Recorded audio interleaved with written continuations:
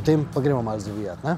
Po pa že malo se dotaknemo ovinkov tako in koliko nam prostor naš na tej neprovetni površini dopušča ali pa na domačem dvorišču, poskušamo tele ovinke oziroma takšne osmice si zamisliti in delati vedno seveda začnemo z velikimi, večjimi, pa vedno bolj poskušamo zožati tele radije osmic. Zakaj spet? Da treniramo pogled, da spet treniramo, vadimo občutek za plin, da smo konstantni na gasu, na plinu, da nas nič ne cuka ruka, kot mi po domače povemo, ker to je največji problem lahko v ovinkih. Pa sklopko je treba spustiti, ne? Sploh je nisem omenil, ker za mene je vožnja skozi ovinek brez sklopke, ne? Tudi pri avtomobilu čisto enako. Je pa velik problem to, če nismo tega vešči. Ja. Dostikrat opažamo, sploh na tečajih, pri nas je tudi, da dosti ljudi, kar motoristov stisne sklopko pred ovinkom, se nekako bolj varno počutijo. Samo jaz temu govorim, to je rolanje skozi ovinek, to ni vožnja.